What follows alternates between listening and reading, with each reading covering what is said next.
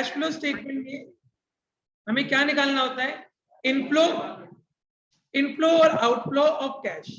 हम इसके अंदर यही देखते हैं कहां से पैसा आ रहा है और कहां को पैसा जा रहा है। 3 तरह की एक्टिविटी से पैसा आ सकता है या जा सकता है, ऑपरेटिंग, इन्वेस्टिंग और तीसरी एक्टिविटी कौन सी थी? फाइनेंसिंग। अच्छा याद है, तीसरी फाइनेंसिंग एक्टिविटीज। इन 3 एक्टिविटीज से हमारा पैसा आ सकता है और जा सकता है।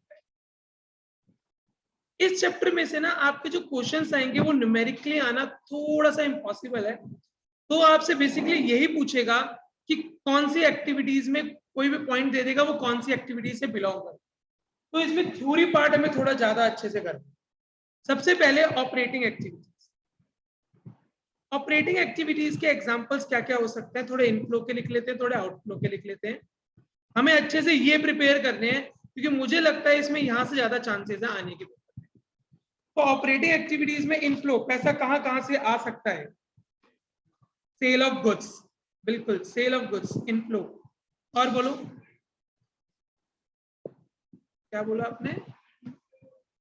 रेंडर ऑफ सर्विसेज, उसके बदले फीस रिसीव होती है। और कुछ? जी, सेल ऑफ स्क्रैप, बहुत अच्छे। रॉयल्टी रिसीव, रॉयल्टीज रिसीव नहीं, ट्रेड इन्वेस्टमेंट मत लेके जाओ। स्टॉक के ऊपर आपको इंटरेस्ट नहीं मिलता, हमारे सिलेबस में स्टॉक के ऊपर इंटरेस्ट नहीं मिलेगा। और क्या हो सकता है? Cash receive from debtors, cash flow है ना, डेटर से पैसा मिला। मैं ट्रेड रिसीवेबल लिख रहा हूँ, इट कैन बी डेटर और पीआर मैच्योर्ड, तो दोनों को दोनों हमारा ऑपरेटिंग एक्टिविटीज में चले जाएगा। Transfer to general reserve is not a flow, surplus को उठा के डाल दिया, वो हमारा एप्रोप्रिएशन ऑफ प्रॉफिट, वो नहीं ऑपरेटिंग में नहीं आता। बताऊंगा मैं, वो ना ऑपरेटिंग ना फाइनेंसिंग ना इन्वेस्टिंग में नो फ्लो है। बताऊंगा चिंता मत। आउटफ्लो में लिखो एग्जांपल। आउटफ्लो में हो गया रेंट पेड, जितने भी तुम्हारे खर्चे होते हैं, सैलरी पेड, और बताओ वेजेस पेड, बोलो, stationery, purchase of goods, very good. और क्या आ सकता है? Payment to trade payable. उसके अलावा बताओ, टैक्स, चलो रिफंड ऑफ टैक्स। और बोलो, क्या इंटरेस्ट पेड आएगा यहाँ पे? हाँ नहीं आएगा, फाइनेंसिंग में जाएगा। फाइनेंसिंग से वो हमारे मेन बिजनेस से ऑपरेट नहीं करता। इंटरेस्ट रिसीव आएगा, इन्वेस्टिंग में जाएगा। डिविडेंड पेड इन्वेस्टिंग में जाएगा, और डिविडेंड रिसीव इन्वेस्टिंग में जाएगा, डिविडेंड पेड फाइनेंसिंग में जाएगा। ये था बच्चों हमारी नॉन फाइनेंसिंग कंपनीज के। करवाऊंगा वो सारा वीडियो, पहले ये सारा नोट करते चलो, ये सब यहीं से क्वेश्चन रिवाइज करने हैं आपके। अब आ जाओ फॉर अ फाइनेंसिंग कंपनी। आर्थिक फॉर अ फाइनेंसिंग कंपनी क्या क्या हो सकता है? इनफ्लो और क्या क्या हो सकता है? आउटफ्लो। फाइनेंसिंग कंपनी के लिए परचेज ऑफ सिक्योरिटीज, सिक्योरिटीज का मतलब शेयर्स, डिबेंचर्स खरीदे, और अगर सेल कर दोगे, सेल ऑफ सिक्योरिटीज, शेयर और डिबेंचर। बेसिकली इनका काम ही ये होता है कि ये शेयर्स इशू, शेयर खरीदे और उस पर पैसा कमाए। तो उसके ऊपर अगर इंटरेस्ट मिल रहा है, इनको डिविडेंड मिल रहा है, that will B invest operating activities. और अगर ये इंटरेस्ट पे कर रहे हैं, और अगर ये डिविडेंड पे कर रहे हैं, डिविडेंड इंटरेस्ट ले लो, अगर ये इंटरेस्ट पे करे डिविडेंड नहीं लिया, रीजन है, अभी बताता हूँ तुम्हें रीजन। बाकी सैलरी वैलरी जो भी खर्चा है वो सब तो इधर आएगा ही रहेगा। यस, इनका भी फाइनेंस। देखो मैं आपको चीज समझाता हूँ। ऑपरेटिंग एक्टिविटीज वो एक्टिविटीज होती है जो आपका मेन बिजनेस की कोर एक्टिविटीज होती है। जहां से आप मेन बिजनेस से पैसा कमाते हो। इन्वेस्टिंग एक्टिविटीज वो एक्टिविटीज होती है जहां पे आप इन्वेस्टमेंट करके पैसा कमाते हो। फाइनेंसिंग एक्टिविटीज आपकी वो फाइनेंसिंग एक्टिविटीज होती हैं जहां आप लोन लेते हो, पैसा अपनी कंपनी का उठाते हो। Either you can go with equity और you can go with debentures. अब देखो मैंने कहा अगर मैंने फाइनेंसिंग कंपनी की बात कर रहा हूं, मैंने शेयर खरीदे, परचेज ऑफ शेयर, आपने कहा ऑपरेटिंग एक्टिविटी है सर, आपने किसी कंपनी के शेयर खरीद लिए, बट अगर मैंने इशू ऑफ शेयर करा तो वो मेरे लिए फाइनेंसिंग एक्टिविटी है। क्यों? क्योंकि मैं पब्लिक से पैसा उठा रहा हूं, ये मेरी फाइनेंस कॉस्ट है। अगर मैं किसी और कंपनी के शेयर खरीदूंगा, purchase of share, it will be operating activity. अब जब मैं शेयर खरीदूंगा तो मुझे डिविडेंड रिसीव होगा, और जब मैं शेयर इशू करूंगा, मैं डिविडेंड पे करूंगा, वो मेरी फाइनेंसिंग एक्टिविटी। तो ये बहुत इंपॉर्टेंट पॉइंट है। Purchase of share is an operating activity for a financing company, but issue of share, आप अपनी कंपनी के शेयर इशू कर रहे हो, that will be the financing activities, and dividend paid is also a financing activities, क्योंकि वो उससे related है। इसको नोट कर लो, यहां से भी क्वेश्चन रेज हो सकता है। फाइनेंसिंग कंपनी के लिए, नॉन फाइनेंसिंग के लिए तो सब कुछ फाइनेंसिंग एक्टिविटीज है, ये फाइनेंसिंग कंपनी के लिए बता रहा हूं मैं। ये अच्छा पॉइंट था।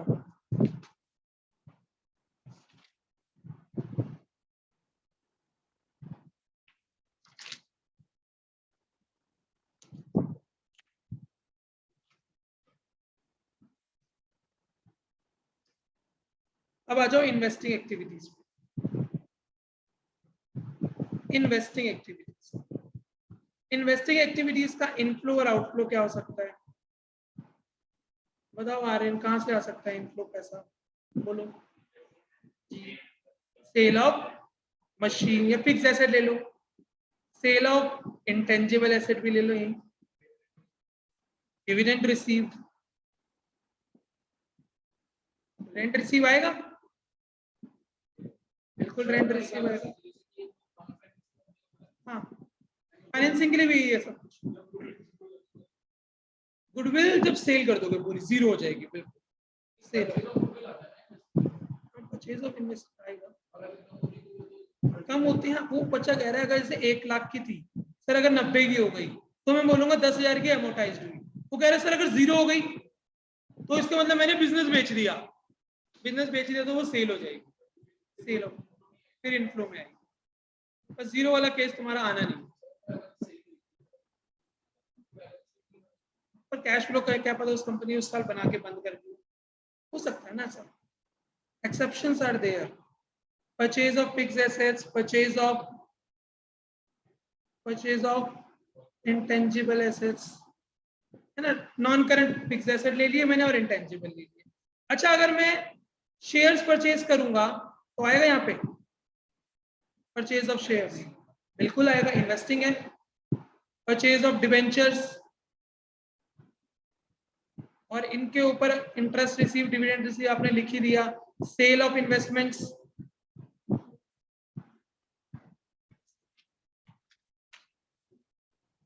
ये सब हमारा इनफ्लो और आउटफ्लो है। आपको समझ आ रहा है इन्वेस्टिंग एक्टिविटीज होती क्या है? मैं इन्वेस्ट कर रहा हूँ पैसा, कहीं पे भी पैसा लगा रहा हूँ, तो मैं किसी कंपनी के शेयर खरीद रहा हूँ, पैसा लगा रहा हूँ, उस पर जो कमाई होगी वो मेरी इनफ्लो हो जाएगी इन्वेस्टिंग में। थर्ड होती है हमारी फाइनेंसिंग एक्टिविटीज। फाइनेंसिंग एक्टिविटीज वो एक्टिविटीज होती है जहां से आप फाइनेंस करते हो, पैसा उठाते हो मार्केट से। तो कहां से पैसा उठा सकते हो, कैसे पैसा उठा सकते हो? इश्यू ऑफ शेयर्स, बिल्कुल। इश्यू ऑफ डिवेंचर पहले कर लेते हैं। बैंक ओडी, बिल्कुल बैंक से भी पैसा उठा सकते हो। Issue of share, issue of debenture, loan received, bank OD received, और कुछ? हाँ वही आगे share is also preference, equity सब आ जाएगा इसके अंदर। हाँ यही पे शेयर एड प्रीमियम लिख लो, तो जो एक्स्ट्रा पैसा मिलेगा उसके साथ लेना। इनफ्लो, आउटफ्लो क्या क्या हो सकता है इसके अंदर? पहले इनको उल्टा कर दो। Redemption of preference shares, equity share can not be redeemed. Buyback of equity share, buyback of equity share का मतलब होता है बोनस शेयर यहाँ नहीं आएगा, कहीं पे भी नहीं आएगा 3 से। ये एक्सेप्शन नहीं होता बच्चे। मैंने 1 लाख के शेयर तुम्हें इशू करे थे, 5 साल बाद मैंने तुमसे खरीद लिए, बायबैक ऑफ शेयर। कंपनी अपने शेयर खरीदती है, वापस मार्केट से खरीद लेती है, तो रीपेमेंट हो रही है ना, आउटफ्लो हो रहा है। जो पैसा उठाया था उसकी रीपेमेंट भी तो फाइनेंसिंग में जाएगी। और कौन सी एक्टिविटीज में ले सकते हो आप बताओ? Buyback of equity share, redemption of debentures, loan repaid, bank OD repaid. अब इनके ऊपर जो खर्चे करे वो आ जाएंगे, जैसे कि इंटरेस्ट पेड और डिविडेंड।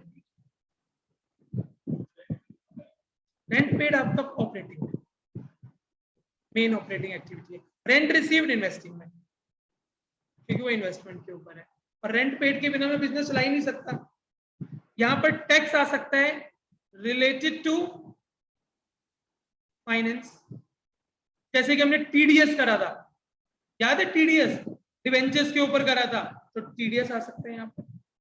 जब इंटरेस्ट ऑन डिवेंचर के ऊपर टीडीएस कटा था तो वो आ सकता है यहाँ पर। अगर आपको वो रिसीव हो रहा हो, इनफ्लो आउटफ्लो बन जाएगा यहाँ पर, उसकी रिफंड आ रही होगी तो वो आ जाए। तो ये 3 तरह की एक्टिविटीज होती है हमारी। अब रिलेटेड टू फाइनेंसिंग एक्टिविटीज, कोई भी, अभी मैं बता तो रहा था टीडीएस,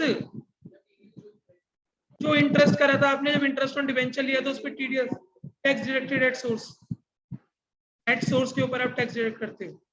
अब हमारे सैलरी में भी कटता है, एट सोर्स जो भी पैसा कट रहा है।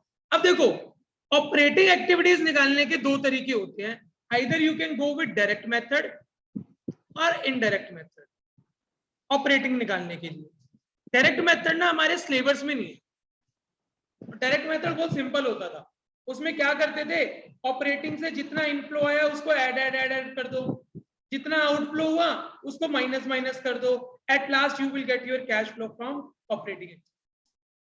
यानी कि इनफ्लो में मैंने क्या क्या एग्जांपल दिए थे ऑपरेटिंग से, सेल ऑफ गुड्स आपका, और फीस रिसीव, रॉयल्टी रिसीव, सबको जोड़ लो, डेटर से कितना पैसा आया, पेमेंट साइड पे जितना पैसा गया ऑपरेटिंग से, नेट इफेक्ट आ जाएगा कैश फ्लो फ्रॉम ऑपरेटिंग। ये डायरेक्ट मेथड जो कि आपको सिलेबस में, दिस इज डायरेक्ट। हां जी, हाँ एमसीक्यू है, पर आपको बताना तो पड़ेगा ना सर, कुछ भी आ सकता है ना। अगर कभी ऐसा आ गया डायरेक्ट मेथड से, आपको ये दे दिया कि during the year cash receive from debtors are 1 lakh rupees and cash paid to creditors 10,000, rent paid 20,000, बताओ cash flow from operating activities कितना होगा? तो बहुत सिंपल सा क्वेश्चन है, कर नहीं सकते क्या आप? रिसीव हुआ 1 लाख, पेमेंट हुई 30,000, 70,000 रुपए will be the inflow under the operating activities. Rent paid है ना, रेंट रिसीव नहीं आएगा यहाँ पे कभी। अब इनडायरेक्ट मेथड सुन लो। इनडायरेक्ट मेथड में क्या होता है? इनडायरेक्ट मेथड हम इसलिए अप्लाई करते हैं क्योंकि हमारे को बैलेंस शीट गिवन होती है।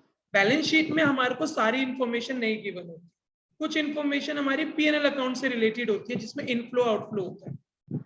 तो बैलेंस शीट में हमारे को सिर्फ एसेट और लायबिलिटीज गिवन होती है, तो हमें पूरा घूम के जाना पड़ता है ऑपरेटिंग एक्टिविटीज में।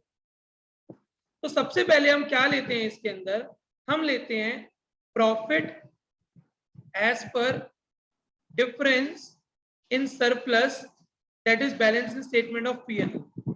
इसके अंदर ऐड करते थे एप्रोप्रिएशन ऑफ प्रॉफिट, वो ऐड करने के बाद हम एनपीबीटी तक पहुंचा करते। याद है ये बात सारी? ऐड क्यों करते थे? देखो अब रीजन जानना बहुत जरूरी है, रीजन के बिना काम नहीं चलेगा। 12th में तो हमने रट्टा लगा के कराए क्वेश्चंस, बट अब रीजन समझो ऐसा करते क्यों थे। देखो क्या हुआ, क्यों रट्टा लगाया था क्या? हंस रहे हो? हाँ आसान आया था। देखो पता नहीं किस, आगे चलो चलो चलो, पीएनएल अकाउंट में देखो हम नेट प्रॉफिट निकालते थे, जीपी में सारे के सारे इनकम्स ऐड कर देते थे, सारे के सारे खर्चे माइनस कर देते थे, I get net profit. This net profit आपने पार्टनरशिप में पढ़ा था कि एप्रोप्रिएट होता है, बट कंपनी कैसे एप्रोप्रिएट करेगी? कंपनी कुछ टैक्स के लिए प्रोविजन बना सकती है, कंपनी डिविडेंड निकाल सकती है, आर्यन, कंपनी डिविडेंड निकाल सकती है, कंपनी जनरल रिजर्व में पैसा डाल सकती है, और जो बचता है वो क्लोजिंग बैलेंस। मेरा जितना भी मैंने प्रॉफिट कमाया, एक कंपनी क्या कर सकती है, पार्टनरशिप में तो आप इंटरेस्ट के रूप में दे देते थे, सैलरी के रूप में दे देते थे। अब क्या करोगे, आप प्रोविजन फॉर टैक्स निकालोगे, जितना कुछ जनरल रिजर्व में डाल दोगे, और अगर मालिकों को देने तो किस रूप में दोगे, डिविडेंड के रूप में दोगे। तो इस तरह से आप पैसों को एक्यूमुलेट करते हो, एप्रोप्रिएट करते हो। तो अब मुझे ये दे रखा है और मुझे एनपीबीटी पे जाना है, तो क्या करूंगा, इन तीनों को ऐड बैक कर दूंगा ताकि मैं एनपीबीटी पे आ जाऊं। तो ऐड करो सबका सब, प्रोविजन फॉर टैक्स ऐड करते थे, यहाँ पे डिविडेंड ऐड करते थे और जनरल रिजर्व ऐड, तब आप पहुंच जाते थे एनपीबीटी। ये ना provision for tax, current year का सब current. Propose dividend last year का करते थे, इंटरम डिविडेंड जो होगा वो करें। डिविडेंड दोनों हो सकते हैं, पर लिख लो propose dividend last year, interim dividend, ये दोनों आ सकते थे डिविडेंड के अंदर। लास्ट ईयर का करते हैं, लास्ट ईयर का क्यों करते हैं, जैसे जैसे क्वेश्चंस करेंगे वो भी मैं डिस्कस करता रहूंगा साथ में। अब देखो मेरे पास एनपीबीटी आ जाता था, अब मेरे को निकालना क्या चला है, मैं निकालने ये चला हूं कि cash flow from operating activities कितना है, मैंने मेन अपनी कोर एक्टिविटीज से कितना कमाया। तो ये जो एनपीबीटी है, इसमें बताओ हर तरह का खर्चा नहीं माइनस हो रखा, इसके अंदर जो खर्चा है वो ऑपरेटिंग का भी है, यहाँ पे इन्वेस्टिंग का भी हो सकता है और फाइनेंसिंग का भी हो सकता है। तो मैं ऐसा करता हूं, मैं कहता हूं जो बेकार के खर्चे हैं, जो फाइनेंसिंग से बिलोंग करते हैं और जो इन्वेस्टिंग से बिलोंग करते हैं, उन्होंने मेरे प्रॉफिट को कम कर रखा है, उसको ऐड बैक कर दो। ऐड कर देते थे non cash and non operating expenses, जितने भी नॉन कैश और नॉन ऑपरेटिंग एक्सपेंसेस बिलोंग करते थे उसको ऐड बैक कर देते थे। नॉन कैश क्यों करते थे, because we are preparing the cash flow. तो इसमें जो खर्चे जिनकी पेमेंट ही नहीं हुई, तो वो कैश फ्लो में क्या करेंगे, उन्होंने प्रॉफिट को कम कर रखा है, ऐड बैक कर दो। नॉन कैश में क्या क्या आ सकता था, डेप्रिसिएशन, एमोर्टाइजेशन, बेसिकली ये दो चीजें आती थी। नॉन ऑपरेटिंग में कौन कौन से खर्चे आ सकते हैं, यहाँ पर loss on sale of fixed assets, loss on issue of, कोई loss on issue of debentures. Condition एक होनी चाहिए, ये स्टेटमेंट ऑफ पीएनएल से राइट ऑफ होने चाहिए इस साल। ये एक बार पहले यहीं पर रुकता हूं, बहुत अच्छा है। This loss on issue of debentures, आप इसको कहां से राइट ऑफ कर सकते हो, security premium reserve, and then you can go for the statement of PNL. तो कंडीशन ये होनी चाहिए, अगर ये यहां से राइट ऑफ हुआ है तो ही तो ऐड बैक करोगे, वरना इसका तो प्रॉफिट को कोई इंपैक्ट ही नहीं आया। ये बात क्लियर है। तो कंडीशन है ये लॉस स्टेटमेंट ऑफ पीएनएल से राइट ऑफ होना चाहिए, अगर ये लॉस सिक्योरिटी प्रीमियम से राइट ऑफ हुआ है तो मैं यहाँ पे ऐड नहीं करूंगा। ये बहुत इंपॉर्टेंट पॉइंट है एमसीक्यू के लिए। डिबेंचर का इंटरेस्ट, और बताओ, वो रिसीव होगा, इन्वेस्टमेंट पे रिसीव होता है वो माइनस। इसके अलावा क्या लेते थे, क्या यहाँ पे प्रीमियम और रिडेम्पशन ऑफ डिबेंचर भी आएगा, नहीं आएगा सर, वो लाइबिलिटी, वो अलग चीज थी, वो लॉस आता था। प्रीमियम और redemption of debenture is a liability, is not an expense, तो वो कभी भी यहाँ पर पीएनएल अकाउंट में जाता ही नहीं है, फाइनेंसिंग में आउटफ्लो बन जाए। वो सब यही आ गया, अमोर्टाइजेशन वो आएगा, बिल्कुल अमोर्टाइजेशन पक्का आएगा। गौतम एक दो बता दो क्या सर, इसके अलावा कोई, सर यही आ रहे थे मामला, यही थे। तो फिर देखो लेस करो non operating income. Non operating income क्या क्या हो सकती है जो इस साइड आ सकती है, gain on sale of fixed assets और interest received, rent received, these can be your revenues। Investing में लेंगे, पर देखो बच्चे हमने क्या करा है, यहाँ पर पीएनएल अकाउंट में एनपीबीटी ले लिया, ये जब एनपीबीटी निकाला होगा तो जीपी के अंदर सारी तरह की इनकम जोड़ दी होगी, तो ये रेंट रिसीव भी जुड़ा हुआ होगा। अब इसका इफेक्ट को न्यूट्रलाइज करें, ड्यूअल इफेक्ट है, यहां से हम रिमूव कर रहे हैं इम्पैक्ट, क्योंकि दो जगह आ गया, वरना वो ऑपरेटिंग में भी बन जाएगा और इन्वेस्टिंग में बन जाएगा। तो यहाँ पे हम उल्टा चल रहे हैं। चलना ऐसे चाहिए था कि हमें जो डायरेक्ट तरीका होता है, यहाँ पर जितनी भी ऑपरेटिंग इनकम है उसको जोड़ लो, जितने भी ऑपरेटिंग खर्चे हैं उसको माइनस कर दो, you will get your cash flow from operating activity. पर क्योंकि हम एनपी से चल रहे हैं, नेट प्रॉफिट से, तो इसके अंदर हर तरह का खर्चा माइनस हुआ होगा, तो जो ऑपरेटिंग वाला नहीं है उसको ऐड बैक कर दो, क्योंकि उसने प्रॉफिट को कम करा है, बढ़ा दो, और जो तुम्हारा नॉन ऑपरेटिंग इनकम है उसको माइनस करो। तो ये आ जाता था तुम्हारा operating profit before change in working capital. इसमें ऐड कर देते थे decrease in current assets, increase in current liability, less कर देते थे increase in current asset, decrease in current liability, और आपका आ जाता था cash flow from operating activities before tax, before extraordinary. Extraordinary को बाद में लो आएगा। अब इसके बाद लेस कर देते हो इसके अंदर tax paid, tax paid minus करने के बाद आपका आ जाएगा cash flow from operating act. ये था हमारा पूरा फॉर्मेट। इसका रीजन समझ आया क्यों उनको लेस कर रहे हैं, क्यों ऐड कर रहे हैं, ये बिल्कुल इन्वेस्टिंग में डालते हैं। इसमें मैंने बच्चे इसका इम्पैक्ट रिमूव कर, देखो सपोज करो, एक देखो एग्जांपल लेता हूं, this is my GP, GP is always operating. भाई सारा मेरा मेन प्रॉफिट जो ऊपर जीपी आया होगा ट्रेडिंग अकाउंट, ट्रेडिंग में जितने खर्चे हैं वो सब ऑपरेटिंग जाते हैं, इधर सेल्स जाती है, इधर वेजेस, सारा बिजनेस से रिलेटेड खर्चे आता है मैन्युफैक्चरिंग से पहले पहले, तो जीपी हमेशा ऑपरेटिंग आता है। अब यहाँ पे तुमने सोचो रेंट रिसीव रखा होगा, ये 1000 मान लो, ये 100 मान लो, यहाँ प्रॉफिट हुआ होगा सेल ऑफ फिक्स्ड एसेट 200 मान लो, इधर रेंट पेड हुआ होगा 50 मान लो, इंटरेस्ट पे किया होगा 50 मान लो, और एक ले लो गुडविल रिटर्न ऑफ हुई 100 मान लो। बताओ नेट प्रॉफिट कितना आया? यहाँ 1100 आया। अब ध्यान से सुन लो, ये बहुत इंपॉर्टेंट चीज बता रहा हूं, मेरा 1100 प्रॉफिट आया। अगर मुझे ऑपरेटिंग प्रॉफिट निकालना है कि ऑपरेटिंग से कितना पैसा आया होगा, जीपी लूंगा, नॉर्मली जीपी लूंगा, उसमें कहूंगा रेंट तो मेरा मेन बिजनेस का खर्चा है, ये माइनस कर दूं 50, और मैं कैश फ्लो निकाल रहा हूं तो गुडविल तो लूंगा ही नहीं, गुडविल है मेन खर्चा, बट रिटर्न ऑफ हुई है पर ये नॉन कैश है, तो मेरा नॉर्मली मैंने कितना प्रॉफिट कमाया होगा 950 ऑपरेटिंग एक्टिविटीज से। ये बात समझ आई? This is direct method. मैंने 1000 ग्रॉस प्रॉफिट कमाया, मैंने कहा ये भी नॉन ऑपरेटिंग है, ये भी नॉन ऑपरेटिंग है, इधर क्या मैंने कहा हाँ ये rent is my operating expense, interest paid financing है, गुडविल में पैसा गया ही नहीं, तो उस 1000 में से 50 माइनस कर दो, ऑपरेटिंग कितना हो गया 950। This is the cash flow from operating activity. But मुझे जो इंफॉर्मेशन गिवन होती है, मुझे ये गिवन होता है नेट, तो मैं कहता हूं कि इस नेट प्रॉफिट में आपने सारे खर्चे माइनस करे होंगे, सारे खर्चे माइनस करे होंगे कि नहीं प्रथम, तभी तो इस, और ये सारी इनकम जोड़ी होगी तभी तो यहां पहुंचे हो।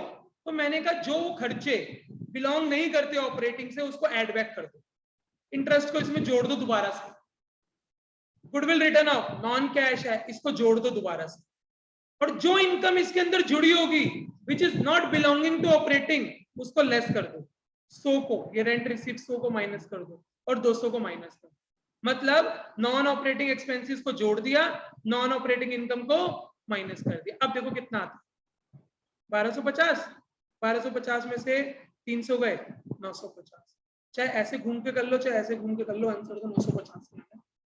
तो हमें ये इंफॉर्मेशन गिवन होती थी, इसलिए मुझे ये सारा ऐड बैक और ये लेस समझ आ रहा है? मुस्कान क्लियर है?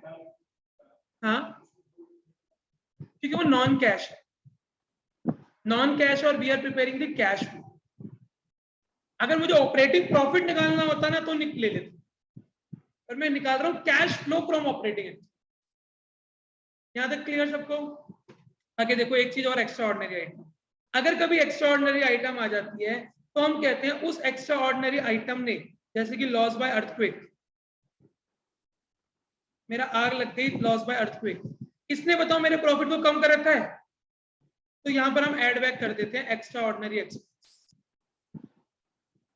एक्स्ट्रा ऑर्डिनरी एक्सपेंस को ऐड कर देते हैं। फिर मैं कहता हूं इसमें मेरा पैसा तो गया ही नहीं, ठीक है, लास्ट में जो मेरा नुकसान हुआ उसको दोबारा से आखिरी में आके लेस कर देता हूं एक्स्ट्रा ऑर्डिनरी एक्सपेंस। एक जगह ऐड करूंगा एक जगह लेस करूंगा, उसको कोई फर्क नहीं पड़ता। एक्स्ट्रा ऑर्डिनरी खर्चे को यहाँ ऐड कर देना, नीचे लेस कर देना, ऐड अप्रोप्रिएशन में, क्योंकि एक्स्ट्रा ऑर्डिनरी आइटम यहाँ पर तो मैं नॉन ऑपरेटिंग बोलता हूँ और ये ना तो ऑपरेटिंग है ना इन्वेस्टिंग है ना फाइनेंसिंग है, तो इसलिए इसको एक्स्ट्रा ऑर्डिनरी आइटम अलग लेके चलो। खर्चों को ऐड कर दो पहले और फिर लेस। अब उसके बाद आते हैं इन्वेस्टिंग पे। इन्वेस्टिंग में तो सिंपल सा है, समझाओ इन्वेस्टिंग। इन्वेस्टिंग तो क्वेश्चन करते करते आ जाएगा। इधर क्या लेना है आपको, जितनी भी एसेट खरीदी है सारी ले लो, जितनी भी बेची है उन सबको ले लो। फाइनेंसिंग के अंदर इश्यू ऑफ शेयर्स ले लो, एट प्रीमियम पे होगा तो जो एक्स्ट्रा पैसा मिला होगा वो ले लेना। ऐसे issue of shares at discount होगा तो जितना पैसा मिला होगा उतना ले लेना। कभी कभार क्वेश्चन में वो इंटरेस्ट के बारे में साइलेंट होगा तो हाँ, issue of debentures at discount, yes, shares can not be issue at discount. 3 exception हो जाते हैं इसके, एक होता है रीइश्यू, एक हो जाता है ईएसओपी जिसे हम स्वेट इक्विटी, ये ऑप्शन। इंटरेस्ट पेड, कभी कभार ये साइलेंट होगा तो हम देख लेंगे डिबेंचर कब इशू हुए और कितना इंटरेस्ट बना। करें क्वेश्चन सब, कोई नई एडजस्टमेंट्स आएंगे कोई नए क्वेश्चंस आएंगे तो वो सारे कर लेंगे। आज कैश फ्लो खत्म करके जाना है। क्वेश्चन नंबर 1, लास्ट चैप्टर है 167। तो ऑनलाइन बैठे हुए वो ऑप्शन चैट में लिख लिख के भेजेंगे, फर्स्ट का 1 2 3, घर पे बैठ के करा करो थोड़ा बहुत। देखो question number 1, cash flow statement is a statement that show the dash show the cash flow। बिल्कुल, फ्लो तो किसी का भी हो सकता है, फ्लो तो फंड का भी हो सकता है, सबका हो सकता है। तो cash flow of cash and cash equivalent during the two balance sheet under operating, financing and investing. Option D is the perfect. Second, as per AS3, तो याद रख लेना AS3 हम यूज करते हैं कैश फ्लो के लिए। Cash compromise of cash in hand and demand deposit with bank. First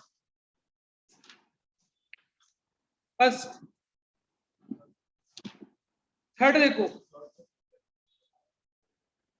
short term investment की ना कंडीशन होती है 3 महीने या 2 महीने की मार्केटेबल सिक्योरिटीज में आने के लिए। नहीं, सिर्फ कैश, सिर्फ cash.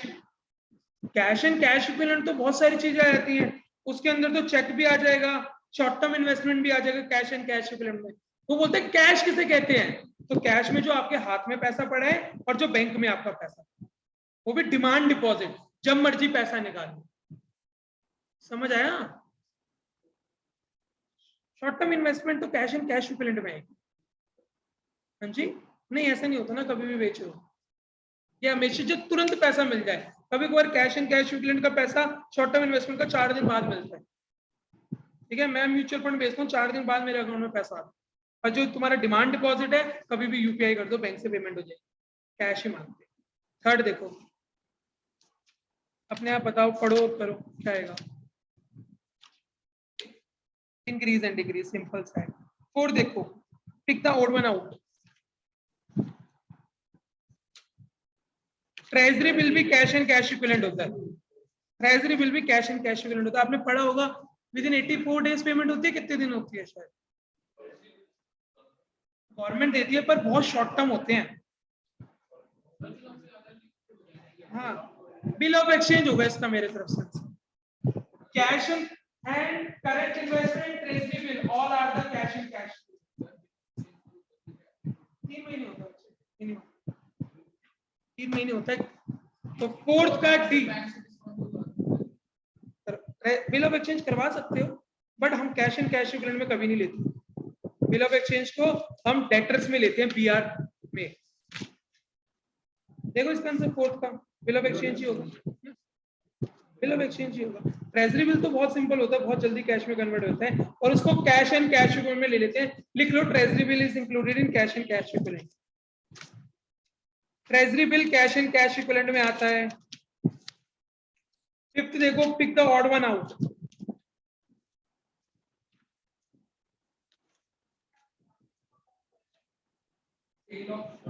Cash receive from royalties. क्या हो रहा है आर्यन? देखो, cash withdrawn from bank no flow, cash deposit in bank no flow, sale of short term deposit no flow, all are the cash and cash equivalent. Cash received from royalty inflow under operating, नहीं no flow, क्योंकि देखो marketable securities is cash and cash equivalent and cash is also. तो एक marketable securities कम हो गई, cash and cash बढ़ गया, तो कैश एंड इक्विवेलेंट में कोई चेंज ही नहीं आएगा। रॉयल्टीज क्या होता है? कौन बताएगा रॉयल्टी क्या होता है? ना ना ना ना ना, रॉयल्टी क्या होती है? जैसे कि देखो रॉयल्टी क्या होती है मैं बताऊं। जैसे कि जो बुक है, एक सुल्तान चंद, सुनो, Sultan Chand is the publisher and TS Grewal is the author. तो टीएस ग्रेवाल ने क्या बोला हुआ है उसको, जो बुक मैन्युफैक्चर करता है वो सुल्तान चंद करता है ना। Sultan Chand is the publisher and TS Grewal is the author. इसने एक बार बुक लिख दी, अब इसने बोला जितनी भी बुक बिकेगी उस पर 20% मैं खाया करूंगा या 30% मैं खाऊंगा, दैट इज रॉयल्टी। अब हर एक प्रोडक्ट जितना भी सेल होगा 30% आपकी जेब में आएगा, वो रॉयल्टी है। ऐसे ही बहुत सारे एक्टर्स भी रॉयल्टी लेने लगते हैं। आमिर खान रॉयल्टी लेता है, जितना भी बॉक्स ऑफिस में कलेक्शन होगा उसका 20-30% फीस नहीं लेता वो। माइक्रोसॉफ्ट वाला भी यही करता है, आईबीएम के कंप्यूटर आते हैं, माइक्रोसॉफ्ट रॉयल्टी खाता है। बिल गेट्स विंडोज यूज करते हैं, उसका रॉयल्टी खाता है। आ जाओ सिक्स क्वेश्चन नंबर 6 सर, 6 पढ़ो और करो। 6 चलो फिर 7th पे आ जाओ, 6 छोड़ दिया तुमने। Cash outflow arises when the net effect of transaction is decrease in cash and cash equivalent. Cash outflow तो तभी होगा ना जब डिक्रीज होगा, simple. 8th, which of the following will not result in inflow proceed from sale, पैसा आएगा, underwriting commission paid, outflow. कौन से में जाएगा ये underwriting commission? Operating, investing, financing?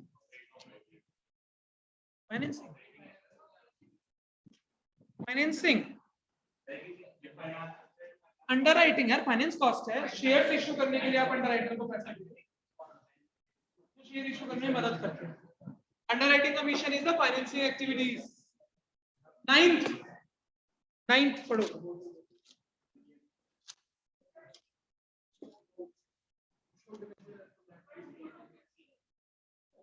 मैं एक बार कैश एंड कैश इक्विवेलेंट की तुम्हें लिस्ट बाद में दे दूंगा। 9 देखो, which of the following transaction will result in inflow of cash? Inflow, issue of share to promoter, तो no flow। पहले वाला कुछ भी नहीं पूछा, फ्लो या तो इनफ्लो या आउटफ्लो कुछ भी हो जाए। पहले वाले केस में कोई फ्लो नहीं हो रहा, ना पैसा आ रहा ना जा रहा। Issue of debenture to underwriter, काम करवाया, डिवेंचर दे दिए, no flow. Issue of debenture as collateral, जो भी गिरवी रखे हैं, purchase of machines and consideration paid partly in cash, cash जो दिया होगा वो आउटफ्लो बन जाएगा। नो फ्लो है। अरे गिरवी तो रखवाया तुमने, फ्लो बोला है उसने, फ्लो।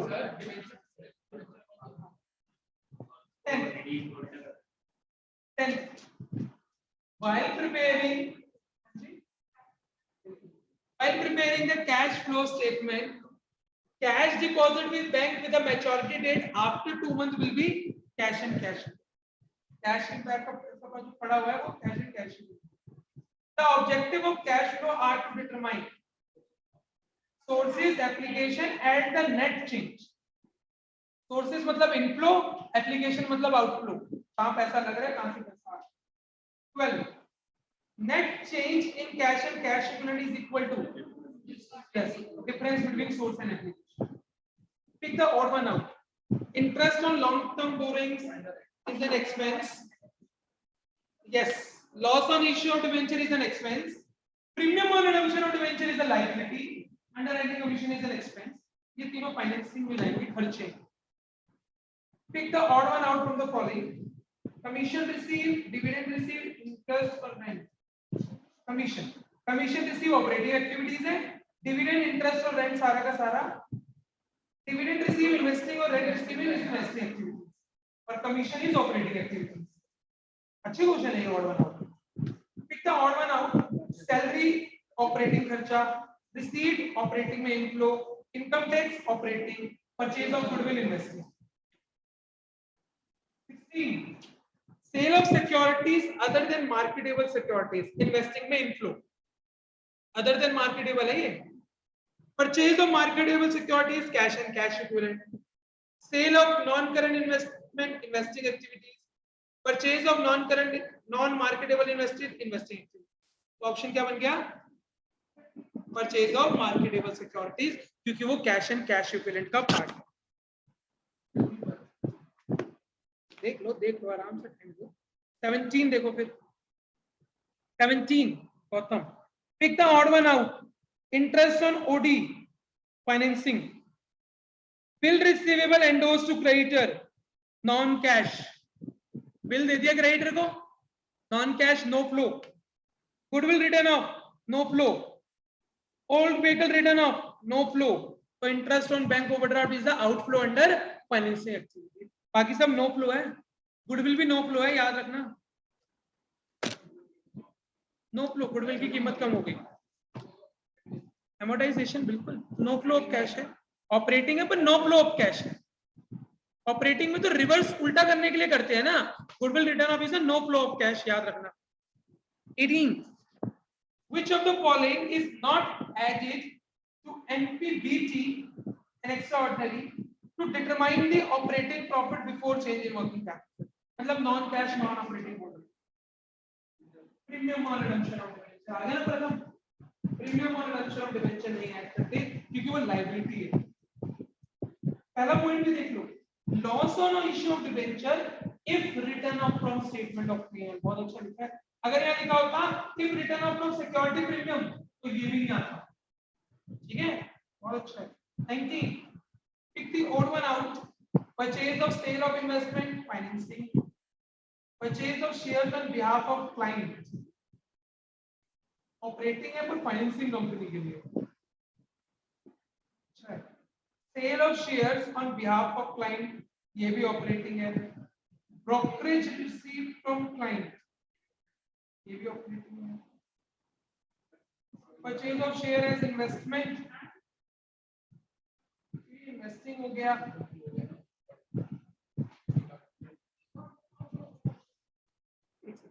परचेज दोबारा देखते हैं. Purchase of shares as investment. और लिखना चाहिए कि फाइनेंसिंग कंपनी है कि कौन सी कंपनी है. लिखना आंसर क्या है इसका? मेरे हिसाब से 1 जा रहा है. छोड़ दिया. Brokerage receive from client. नहीं, इसका आंसर बनी बनेगा इसका आंसर. देखो ऑपरेटिंग क्योंकि बच्चे फाइनेंसिंग कंपनी है ना. आप क्लाइंट के बिहाफ पे एक चीज खरीद रहे हो. अगर क्लाइंट लिख दिया तो मतलब तुम्हारा काम ही यही है. तुम्हारे क्लाइंट तो वही होंगे ना बिजनेस के. यार बिहाफ ऑफ क्लाइंट में म्यूचुअल फंड खरीदता हूँ किसी कंपनी से, वो मेरे बिहाफ पे तो खरीदती है. बिल्कुल यही होगा इसका, और कुछ बनेगा ही नहीं. तीनों जो है वो फाइनेंसिंग एक्टिविटीज थे. जो फर्स्ट वाला है वो नॉन फाइनेंसिंग कंपनी का बिलोंग करता है. हाँ, इसका 19 का 1 अच्छा क्वेश्चन है ये. 20th देखो. Pick the odd one out from the following. Purchase of share of a company. Purchase of share of a company, investing activities और outflow. brokerage paid for purchase of securities, investing activities. right? हाँ, तो purchase of shares पे, investment के ऊपर brokerage pay कर रहे हो तो इन्वेस्टिंग एक्टिविटीज. फाइनेंसिंग नहीं है ये. आप इन्वेस्ट कर रहे हो कहीं पैसा and you are giving commission. Sale of share of a company, investing activities. Inflow, dividend paid to share holder, financing, option 4। बहुत अच्छा क्वेश्चन जो कॉमन है, दोनों में फाइनेंसिंग में जाएगा। बहुत अच्छा क्वेश्चन है 20th, बहुत दिमाग वाले क्वेश्चन आ रहे हैं। 21, which of the following item is rejected to determine the NPBT if starting from profit as per difference? तो देख लो, is rejected, refund of tax। बाकी तीनों को तो लेते, बस गुडविल एमोर्टाइज को तो लेते ही नहीं है, ठीक है। उन्होंने बोला डिडक्ट किसे करते हैं, तो रिफंड ऑफ टैक्स को डिडक्ट, प्रोविजन फॉर टैक्स को लेते हैं, रिफंड को माइनस करते हैं, ऐड करते हैं। पर वो पूछ रहा है एनपीबीटी निकालते हो, तो गुडविल को तो लेते ही नहीं ना, तो उसके बाद लेते हैं, सेकंड स्टेप। देखो समझ आ गया मुस्कान, एनपीबीटी निकलने के बाद का स्टेप है वो, पहले एनपीबीटी निकलता है, उसके अगला स्टेप है वो। अच्छा क्वेश्चन था 22, which of the following is deducted to determine NPBT? कोई सब कुछ है, डिडक्ट क्या करोगे, इंश्योरेंस क्लेम रिसीव, क्योंकि extra ordinary item. 23, which of the following is added to determine net profit? देखो, if starting point is difference,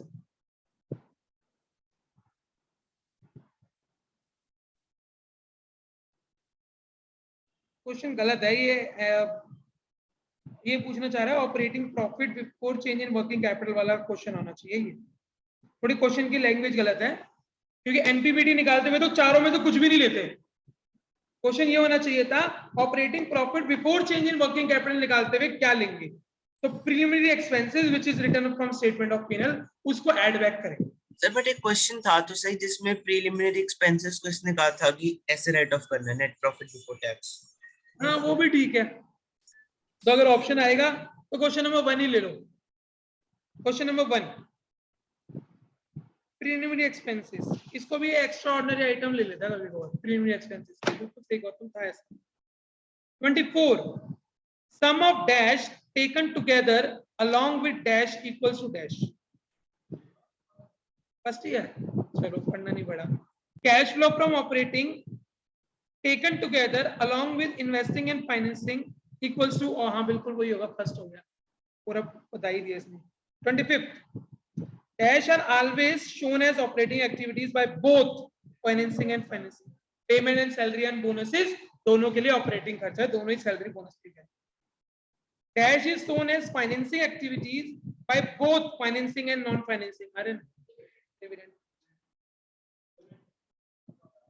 यहाँ पर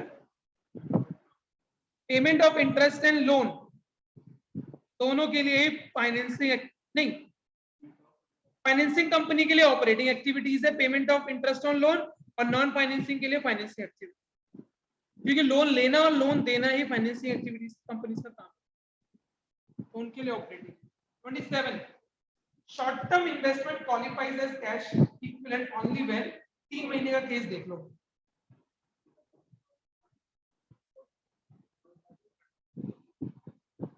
देखो फर्स्ट में significant to risk of change in value, नहीं इनसिग्निफिकेंट, इसमें वैल्यू चेंज नहीं होनी चाहिए 1 रुपए की। थर्ड 28 करो, boss limited purchase an automated machine of 5 lakh रुपए under hire purchase. Hire purchase होता है ईएमआई सिस्टम, थोड़ा सा आज पे करो फिर ईएमआई पे पे करते रहना। इट एग्रीड टू पे इंस्टॉलमेंट ऑफ 25,000 इंक्लूडिंग इंटरेस्ट, 25,000 पे मशीन की पेमेंट कर रहा है और 2,272 पे इंटरेस्ट की पे कर रहा है 22 महीने तक। Payment of installment will be shown in the cash flow statement as,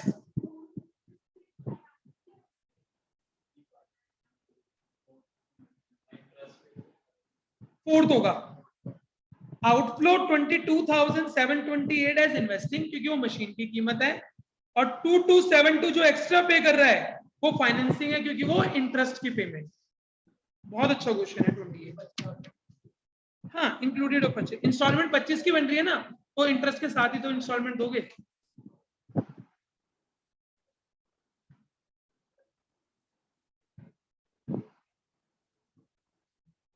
ठीक है, समझ आ गया। पार्थ को भी बनना चाहिए, यहीं आ जाओ Partha. 29 cash transactions and dash between cash and cash equivalent are not shown in cash flow. Non-cash transaction and movement between cash and cash equivalent are not. 30th, goodwill amortized being a non-cash expense is added to net profit before tax and extraordinary item to calculate the cash flow from operating activities. Second is none. Non-cash expenses and losses are added to NPBT because they do not result in outflow of cash. ये समझ आया? ये वही बच्चा कर सकता है तो कॉन्सेप्ट अरे आउटफ्लो, क्योंकि वो आउटफ्लो नहीं होता ना, नॉन कैश एक्सपेंसेस डेप्रिसिएशन क्यों ऐड करते हैं? क्योंकि इसमें कोई पैसा नहीं गया होता, इसलिए ऐड बैक कर देते हैं। 32 देखो क्या कहता है, during the year it purchase automated machine of 8,50,000, it paid salary and wages of 3,60,000 to employees, equity share 12 lakh के इशू करे, प्रेफरेंस शेयर 6 लाख के इशू करे, प्रॉफिट कमाया 8,72,000। कहते हैं कैश फ्लो निकालो ऑपरेटिंग एक्टिविटीज, निकालो, देखते हैं कौन बच्चा निकालेगा, और विद इन अ सेकंड निकलता है आंसर, हमें सोचना भी नहीं था। क्या होगा cash flow from operating activities? 32 का सर ऑपरेटिंग एक्टिविटीज से निकालना है। 360 क्यों माइनस कर रहे हो सर? सैलरी और वेजेस आपका नॉर्मल खर्चा है जो कि एनपीबीटी में से ऑलरेडी माइनस हो रखा है, तो फिर दोबारा माइनस क्यों कर रहे हो? 870। देखो ये इनडायरेक्ट मेथड है अर्थ, ये तुमने पीएनएल अकाउंट बनाया, ये तुम्हारा एनपीबीटी दे रखा है 872, अब तुम्हें उल्टा चलना है, तो 872 में तो सैलरी वेजेस ऑलरेडी माइनस है, इसके अंदर ऐड करोगे नॉन कैश नॉन ऑपरेटिंग, कुछ है नॉन कैश नॉन ऑपरेटिंग नहीं है, तो यही आ गया कैश फ्लो फ्रॉम ऑपरेटिंग। सब कुछ माइनस हो गया था तभी तो एनपीबीटी हो। बहुत अच्छा क्वेश्चन था। 32 33 देखो, from the following calculate the NPBT and extraordinary item. Surplus का डिफरेंस ले लो, सरप्लस का डिफरेंस हो गया 360, जनरल रिजर्व में कितना डाला 20,000, एड एप्रोप्रिएशन 20,000, प्रपोज डिविडेंड कौन सा लोगे लास्ट ईयर का ले लो 60,000, अगले बैच में कुछ है, इंटरिम डिविडेंड ले लो 40,000, जोड़ लो 480, प्रपोज डिविडेंड और इंटरिम डिविडेंड में फर्क पता है? बिल्कुल, इंटरिम डिविडेंड जब आपका मन करे आपने ज्यादा प्रॉफिट कमाया आप दे दो, प्रपोज डिविडेंड लास्ट ईयर के प्रॉफिट से एप्रोप्रिएट होता है और दिया जाता है। अच्छा ये बताओ डिविडेंड मंथ के बेसिस पे कैलकुलेट होता है? कैसे नहीं होता, मंथ के बेसिस पे कभी भी डिविडेंड कैलकुलेट नहीं होता, ये बात याद रखना, मंथ के बेसिस पे नहीं होता। सपोज करो बच्चों मैंने 1 लाख शेयर्स मेरी कंपनी के इशू है, मुझे 10% डिविडेंड देना है 10,000 पे, अब तुमने शेयर मेरा 2 दिन पहले खरीदा, कंपनी को कैसे पता तुमने 2 दिन पहले खरीदा? तुमने इसको बेचा आगे, तो कंपनी को कैसे पता कि 3 दिन का देना है? जिसके पर्सन के पास जिस दिन वो डिविडेंड है वो शेयर्स है उस दिन उसको डिविडेंड मिलता है। मेरे साथ तो ऐसे होता है, मैंने 1 दिन पहले कंपनी का शेयर खरीदा, अगले दिन कंपनी ने बोला जो शेयर होल्डर है सबको 10% डिविडेंड दे रहा, तो मुझे मिल गया पैसा, 1 दिन का ही मिल गया मुझे डिविडेंड, और पूरे साल का मिलेगा डिविडेंड। तो month are irrespected while calculating the dividend, ये बात याद रखना। इंटरेस्ट के लिए मंथ कंसीडर करे जाते हैं, डिविडेंड के लिए नहीं करे जाते। 34 सरप्लस का बैलेंस दे दिया, जनरल रिजर्व दे दिया, एनपीबीटी एक्स्ट्राऑर्डिनरी आइटम से निकालना है, तो सरप्लस का इंक्रीज कितना हुआ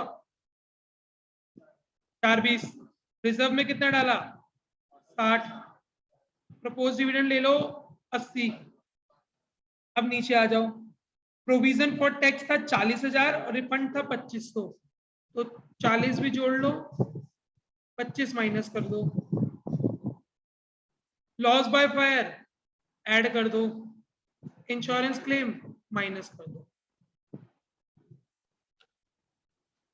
देखो कोई पॉइंट ऐसा लगता हो तुम्हें मैंने गलत किया हो, 420 था, 60 मैंने रिजर्व ऐड कर दिया, 80 मैंने प्रपोज डिविडेंड लास्ट ईयर का ऐड कर दिया, प्रोविजन फॉर टैक्स 40 ले लिया, रिफंड मैंने माइनस कर दिया, फिर इन्वेंट्री जो नुकसान हुई एक्स्ट्रा ऑर्डिनरी खर्चा है, एड बैक कर दोगे, और इंश्योरेंस क्लेम जो मिला एक्स्ट्रा ऑर्डिनरी इनकम है, माइनस कर दोगे, तो 617,500 निकाल दिया, तो ठीक है।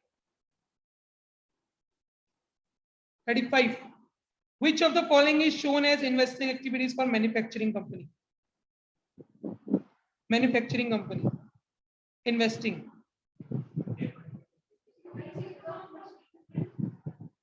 Payment toward purchase of license. Payment toward purchase of license. Intangible asset खरीद रहे हो, उसकी purchases and investing activities. पहला देखो, purchase of plant and machinery on deferred payment basis, मतलब deferred payment का मतलब लंबे तरह से पेमेंट करोगे, नॉन कैश, उधार पर, ऑन उधार। डेफर्ड पेमेंट मतलब आराम से पेमेंट करोगे, तो ये नॉन कैश हो गया। इन्वेस्टिंग भी नहीं आएगा, ना फाइनेंसिंग आएगा, क्योंकि ना पैसा आया ना पैसा गया। Decrease in goodwill, goodwill written of operating में आ गया, पेमेंट इन्वेस्टिंग में आ गया, लाइसेंस खरीदा है। Purchase of machinery for other than cash, non cash. 36. Which will be shown as financing? Licence वाला है, बिल्कुल लाइसेंस खरीदा है आपने, इंटेंजिबल एसेट खरीदी है आपने। 36. Which of the following is shown as financing activity? Proceeds from issue of election. Third वाला है, issue of bonus share, non cash. Fully convertible, non cash. नहीं, कहीं नहीं आता बोनस शेयर, फाइनेंसिंग में भी नहीं आता। अगर सपोज करो आपके शेयर्स 1 लाख रुपए से 2 लाख के हो गए और कंपनी बोलते हैं कि बोनस शेयर इशू करे हैं, तो फाइनेंसिंग में मत दिखाना, क्योंकि ये नॉन कैश है। फ्री में दिए जाते हैं बोनस शेयर, खुश होकर आपसे बोनस शेयर देती है company. 37. Which of the following is shown as financing activities for a non-financing company? Payment of underwriting commission, अपने शेयर इशू करने के लिए अंडरराइटर्स को कमीशन दी होगी, फाइनेंसिंग कॉस्ट। बोलो कंपनी का क्या फायदा, लोग खुश हो जाते हैं कंपनी में, पे और इन्वेस्ट करते हैं। एक कंपनी थी अभी, रिलायंस ने कुछ टाइम पहले 1:1 के बोनस शेयर इशू करे थे। जिसके पास एक शेयर, उसको एक शेयर फ्री का मिले। 2400 का एक शेयर था, 2400 का एक शेयर फ्री मिले। कंपनी ने बोनस शेयर इशू निकाला, तो लोगों ने दबा के पैसा लगाया था कंपनी में। सोचो एक फ्री का मिल रहा है, कंपनी की वैल्यू कितनी बढ़ेगी। नहीं, जो मर्जी खरीद ले। एग्जिस्टिंग को मिलता है, एक डेट होती है कि आज तारीख कितनी है, 8। मेरी कंपनी 31 तारीख को बोनस शेयर इशू करेगी, लोगों में हाइप मच जाती है, लोग इसके शेयर खरीदना स्टार्ट कर देते हैं, बताते हैं, बिल्कुल बताते हैं, डेट लोग खरीदते हैं, इनके शेयर वैल्यू बढ़ती है। क्यों लॉस होगा, सिक्योरिटी प्रीमियम क्यों बढ़, हाँ जी यार, इशू ये ऑलरेडी इशू हो रखे होते हैं। सपोज करो तुम सब मेरे शेयर होल्डर्स, ये हाँ जी, फेस वैल्यू से कोई फर्क नहीं पड़ता, मार्केट वैल्यू से फर्क होता है। रियलिटी में फेस वैल्यू से कोई मतलब नहीं है। फेस वैल्यू सिर्फ डिविडेंड के काम आता है, डिविडेंड के ऊपर फेस वैल्यू।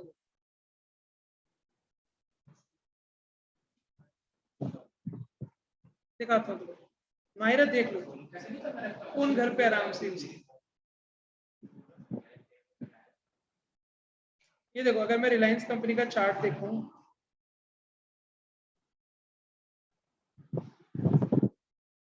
चार्ट, इसका जो लास्ट बोनस शेयर आया था, तो मैंने इन्वेस्ट करा हुआ था इसमें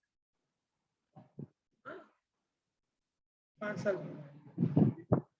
देखो यहाँ कहीं इसने बोनस शेयर इशू करा था, यहाँ कहीं बोनस शेयर इशू करा था, तो इशू से पहले इसकी एकदम ऊपर चढ़ गई थी मार्केट।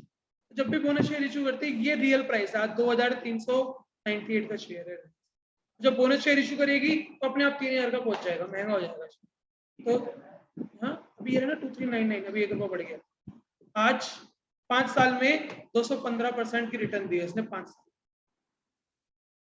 चलो आगे 38. In the case of non-financing company, purchase of stock will be operating, incurrence of selling and distribution expense and sale of its product are classified as operating activities. अगर तुम्हारा मेन स्टॉक तुम्हारे shares ही होंगे उस case में, तो financing company हो, तो वो खरीदोगे बेचोगे, तुम्हारी ऑपरेटिंग है। अब उसके बाद थोड़े से क्वेश्चन छोड़ते हैं, न्यूमेरिकल्स पे आते हैं। हाँ न्यूमेरिकल्स इसके एक 45 पकड़ लो पहले। 45 Mahavir limited engage in the business of retailing of cloth, यानी कि नॉन फाइनेंसिंग कंपनी है। Invested 10 lakh rupees in shares of Reliance limited हुआ। परचेजिंग 1000 शेयर्स ऑफ 100 रुपीज ही, 100 रुपए का खरीदा था इसने।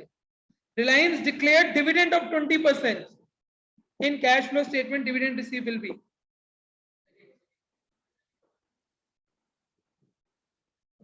अच्छा तो मैं यहाँ से एक चीज और बताऊँ, 20,000 ही होगा, 1000 इंटू 100, 10 लाख रुपए का 20%। हाँ हाँ एक बार सुनो, देखो ध्यान से सुनो, ध्यान से सुनो, ध्यान से सुनो, मेरे साथ भी कंफ्यूजन हुई थी।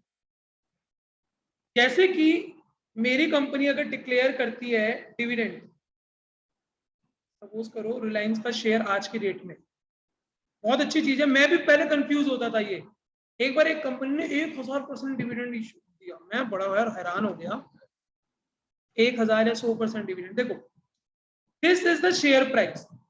ये कंपनी कहती है कि हर एक शेयर होल्डर को मैं 10% डिविडेंड दूंगा, तो तुम्हारे हिसाब से डिविडेंड कितना मिलना चाहिए? तुम कहोगे सर आज की डेट में इसकी वैल्यू ये है तो 2398 वैल्यू तो इतना, पर नहीं, कितना फेस वैल्यू शेयर का, अगर ये शेयर 10 रुपए का एक है रियल में, तो उसका 10% मिलेगा, 1 रुपये, ऐसा हो। मैं अभी तुमसे यही तो बोला थोड़ी देर पहले, डिविडेंड निकालने के लिए सिर्फ फेस वैल्यू देखी जाती है, बाकी किसी चीज के लिए नहीं। तो अगर देखो इसकी जो वैल्यू है फेस, वो 10 रुपए अगर होगी, तो 10 रुपए के हिसाब से 10% 1 रुपया दिया जाए। तो इस क्वेश्चन में देखो, आज की डेट में उन्होंने 10 लाख रुपए खरीदा, मुझे उससे कोई मतलब नहीं है। 1000 शेयर 100 रुपए की ईच है, तो कितने का बना? 1 लाख। 1 लाख का 20% इज 20।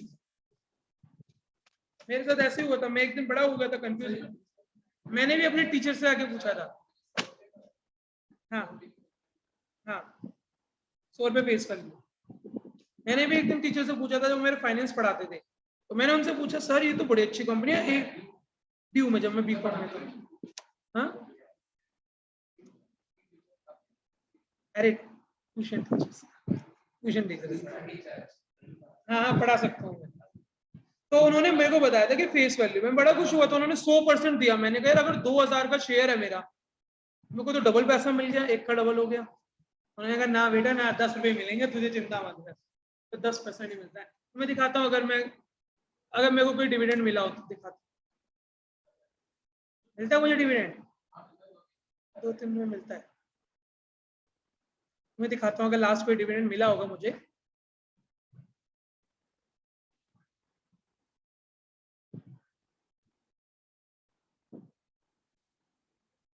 ये देखो डिविडेंड, अनक्लेम डिविडेंड भी पड़ा हुआ मेरे पास, क्लेम करूंगा अनक्लेम डिविडेंड।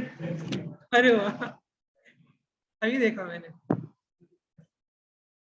कौन सा डिविडेंड दिखाऊं तुम्हें? टाटा कंज्यूमर का देखो, इन्होंने बोला कि हम डिविडेंड दे रहे हैं 6 रुपए का पर इक्विटी शेयर, अब 1 रुपए ईच, यानी 1 रुपए का शेयर है वो मार्केट में। अगर वो कहते हैं हम 1000% दे रहे हैं, तो 1 रुपए का 1000% कितना हुआ? 1000 रुपए। तो सिर्फ 1000 रुपए का डिविडेंड। अगर वो 100% बोलते तो 100 रुपए, 10% बोलते तो 1 रुपए का 10% निकालो। 1 रुपए का 1000% 1000 थोड़ी हुआ। हाँ हाँ 1 रुपए का 1000% 10%, वही मैं कहूँ 1000 थोड़ी दे देंगे, तो 10 रुपए देते हैं। एक बार ऐसे होता है, कंपनी ने 1000% डिक्लेयर इशू करा, मैंने कहा उसको प्राइस अगर 8000 रुपए है, तो 8000 रुपए का 1000% निकालो, मैं तो माला माल हो जाऊंगा। तब मेरे दिमाग में घूमा था, फिर मेरे को पता लगा कि यार ये तो अपने फेस वैल्यू को देखो, टीसीएस की वैल्यू होगी 4-5 हजार रुपए करीब। हाँ फेस वैल्यू इतनी है। टीसीएस का शेयर अगर आप देखोगे 3251। ठीक है, इस तरह से कंपनी शेयर इशू करते हैं। मेरे को तो बहुत डिविडेंड आते हैं, इन्फोसिस का भी आया है। नहीं मार्केट पे नहीं करते, फेस वैल्यू पे करते हैं हमेशा। कहीं परसेंटेज का आया हो ना तो मैं दिखाता हूँ तुम्हें। अरे फेस वैल्यू कंपनी की लिखी होती है, लिखी होती है, हमेशा लिखी होती है। हर एक शेयर की फेस वैल्यू, से रिलायंस की देखनी हो तो रिलायंस की फेस वैल्यू तुम्हें मिल जाएगी, मनी कंट्रोल पे पक्का मिलेगी, जाके देख लेना। आगे चलो, अच्छा था फिर। 46 in cash flow statement payment of purchase of patent is classified as investing activities outflow. ये तो करनी नहीं, न्यूमेरिकल करने हैं। 51 देखो, Edelweiss mutual fund, financing company है, म्यूचुअल फंड है एडलवाइज, बहुत अच्छा म्यूचुअल फंड है। Receive a dividend of 8 lakh रुपए on shares held as inventory in the another company share while preparing the cash flow it will classified as inflow as operating activity। Sir mutual fund company है, financing company है, इसका तो main काम ही यही है। देखो ना, मेरे सबसे ऊपर यही आ रखा था, सबसे ऊपर है Motilal Oswal mutual fund, this is a mutual fund company. तो उन्होंने नोटिफिकेशन दी है कि सर आपका इतना डिविडेंड आया होगा, जितना भी आया होगा, तो ये डिविडेंड डिक्लेयर करे होंगे, तो इनके लिए तो ऑपरेटिंग है, पहले इनको मिलेगा फिर ये मुझे देंगे आगे काट कूट के, तो इनके लिए तो ऑपरेटिंग है। आगे देखो 52 onsite limited is a business of manufacturing LED, यानी कि नॉन फाइनेंसिंग है। परचेज करी मशीन 15,50,000 की, सैलरी दी 660 की, इशू करे शेयर 12 लाख रुपए के, premium of 10%, 9% preference shares, it incurred expense of 45,000 for share issue, profit कमाया इतना, फाइनेंसिंग में बताओ कितना फ्लो होगा।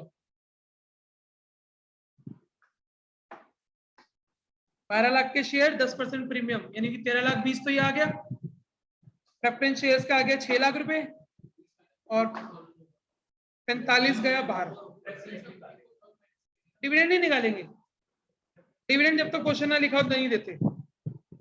इंटरेस्ट दे दोगे, डिविडेंड नहीं दोगे, जब तक क्वेश्चन में कुछ ना लिखा हो डिविडेंड का हाथ मत लगाना, पर इंटरेस्ट के बारे में जरूर कंसीडर करना। 52 का देखो, ये देखो ना 13,20,000 तो ये हो गया इक्विटी का, 6 लाख प्रेफरेंस का हो गया, 45 ये माइनस कर दो, वो क्यों करोगे, डिविडेंड नहीं देते। कितना बना 5, 11 में से 4 गए, 1870। कैश फ्लो, कैश फ्लो होगा, कैश फ्लो इनफ्लो लिखना चाहिए था वैसे तो, पर फ्लो भी इनफ्लो ही मानेंगे, flow can be outflow inflow दोनों हो सकता है, पर यूज तो गलत है। आगे देखो, निखिल कमल लिमिटेड प्लास्टिक ड्यूरेबल्स बनाती थी, नॉन फाइनेंसिंग कंपनी हो गई। It paid salaries and wages, it issued 20,000 रुपए इक्विटी शेयर और 10, पहले नीचे निकालना क्या है, फाइनेंसिंग निकालना है, साथ साथ चलते हैं। 1 अप्रैल को इक्विटी शेयर इशू करे थे 20,110 रुपए के हिसाब से, तो 2,20 तो ये आ गया शेयर से। फिर डिबेंचर इशू करे थे 10,000 डिबेंचर 95 रुपए के हिसाब से, 950 ये आ गया, ये 22 लाख है, 22 लाख, 22 लाख, और फिर अगला कितना है 950, 22 लाख ये आ गया, 950 ये आ गया। उसके बाद underwriting commission 20,000 was paid and was written off from security premium, बताओ ये आएगा कि नहीं आएगा, आएगा। ऑपरेटिंग में नहीं आएगा, पर पे तो हुआ है फाइनेंसिंग में, ऑपरेटिंग में एड बैक नहीं करोगे, पर फाइनेंसिंग में आउटफ्लो तो दिखाओगे, पैसा तो गया है 20,000 रुपए, गलती मत खा जाना, क्लियर है ना आर्यन। और एक देखो डिबेंचर के बारे में साइलेंट है, ऑपरेटिंग का तो कुछ काम ही नहीं है ना, फाइनेंसिंग में मैंने दिखा दिया 20,000, नहीं है फाइनेंसिंग की, ऑपरेटिंग में इसलिए लेते हैं क्योंकि वो non cash non operating NPBT में से माइनस हो रखा होता है, इसलिए एड बैक करते हैं, वो घुमा के चलते हैं। Underwriting commission is always a financing activities, वहां पे उल्टा चलते हैं, यही तो मैं समझा रहा हूँ तुम्हें शुरू से क्लास से। आज हमने यही तो सबसे मेन पॉइंट तो यही था कि हमें ये गिवन होता है, ये एनपीबीटी, इसमें सारे खर्चे माइनस होते हैं, इसलिए एड बैक करते हैं यहां तक पहुंचने के लिए। तो इसके अंदर ये स्टेटमेंट ऑफ पीएल से राइट ऑफ हुआ ही नहीं होगा, इसलिए इसको लेके जा रहे हैं। और एक देखो डिबेंचर इंटरेस्ट, डिबेंचर इंटरेस्ट कितना बनता है डिवेंचर इंटरेस्ट? और क्या, if the question is silent interest on loan will also be paid. पीछे वाले में डिविडेंड नहीं निकाला था सर, डिविडेंड के लिए लिखा होगा, इंटरेस्ट के लिए साइलेंट होगा तो भी देना पड़ेगा। तो 9% निकाल दो 100 रुपए के हिसाब से, 10 लाख पे 90,000, तो 1 10 8 40, 8 मतलब 30 40, 30 40 कैश फ्लो थी ऑप्शन नहीं दे। डिवेंचर में इंटरेस्ट, लायबिलिटी में हमेशा पैसा दिया जाता है पर डिविडेंड देना कंपल्सरी नहीं। 54 कंपनी डिपेंड करती है, कहीं कहीं सालों में नहीं देती, कहीं पर हर महीने दे देती है। 54 JBL limited sound system limited है, हाँ बिल्कुल। पहले देख लो मांग क्या रहा है, इन्वेस्टिंग मांग रहा है और फाइनेंसिंग मांग रहा है, दोनों सोच के चले। आओ, it imported a machine of 12,50,000 from Japan, further incurred 50,000 on transportation, तो ये भी कैपिटल एक्सपेंडिचर माना जाएगा। टोटल खर्चा 13 लाख रुपए की मशीन मानी जाएगी, परचेज ऑफ मशीन। बहुत ही अच्छा है, 11 का कॉन्सेप्ट आ गया ये, इन्वेस्टिंग में 13 लाख। आगे, इट पेड सैलरी, ये हमारा ऑपरेटिंग में नहीं जाएगा। 1 अगस्त को इक्विटी शेयर इश्यू करे 40,000 रुपए के, 100 रुपए का एक है प्रीमियम, तो 440, फाइनेंसिंग में लिख दो 440, तो 44 लाख लिखो, पर देखना 44 लाख लिख लेते हैं। 20,000 9% डिवेंचर इश्यू करे 100 रुपए के हिसाब से, कर दिया 40 लाख डिस्काउंट, तो 20,000 इंटू 95 19 लाख। ये बात क्लियर हो रही है? 10 माइनस कर दिया एक बार। Underwriting commission of 30,000 was paid and was written off from security, pay हुआ है तो माइनस तो होगा 30,000। और इंटरेस्ट ऑन डिवेंचर निकाल लो। इंटरेस्ट ऑन डिवेंचर अब ध्यान से देखना, हमने 1 अगस्त को करा ये सारा काम जाओ, तो डिवेंचर देख लो 20,000 डिवेंचर 100 रुपए के हिसाब से, 20 लाख के 9% इंटू 18/12, अप्रैल मई जून जुलाई 4 महीने हटा दो, अगस्त, तो 4 2 4 3 3 3 0 से 0 गया तो 0 0 0 0 6 12, 1,20,000, तो 1.5 लाख माइनस कर लो, तो ये हो गया 1750, 1750 इसमें जोड़ दो, 5 1 6 6 15, 6,15,000 आ गया फाइनेंसिंग और 13 लाख रुपए आ गया इन्वेस्टिंग। ऑप्शन देख लो कौन सा है, ए। अच्छा, तो गलती से, अब इस चारों को लेते, इन चारों को करोगे तो ये बनेगा 61,50,000। अच्छा अच्छा क्वेश्चन था, दिमाग लगा पूरा। एक और क्वेश्चन न्यूमेरिकल है, फिर उसके बाद 60 61 है, आसान आसान से केस स्टडी भी कर लेंगे। तुम्हें कितने बजे जाना है? 2 ना, 2 बजे तक ये लगातार पढ़ के फ्री करना। 55 EBL limited manufacturing sports equipment, पहले देख लो मांगता क्या है। Net cash, net increase and decreasing, इन तीनों एक्टिविटीज है, ये अलग अलग करने की जरूरत नहीं है, करना चाहते हो तो कर लेंगे, हमें तो नेट इंक्रीज डिक्रीज मांगना है। During the year ended it imported a machine of 7,50,000, further expense करा उसने 40,000 रुपए, तो टोटल 7,90,000 की आ गई मशीन।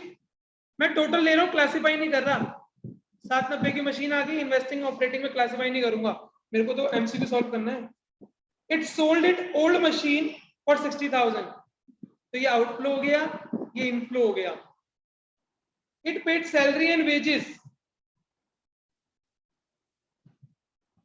पंगा आ जाएगा, अगर एनपीबीटी दे रखा होगा तो फिर ऑपरेटिंग मुझे अलग निकालना पड़ेगा, ठीक है।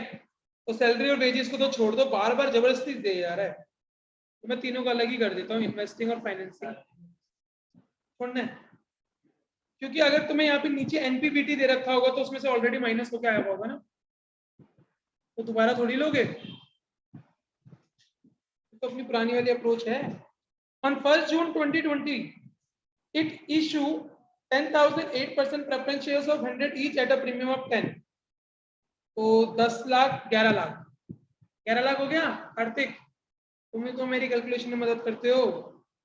12,000 9% debenture of 100 each eight 5% discount, तो 12 लाख में से 60,000 माइनस कर दूं तो 1140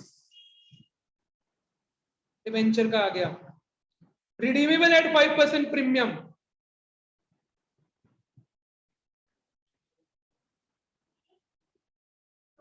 loss on issue of debenture को ऑपरेटिंग में लेंगे, माइनस करेंगे।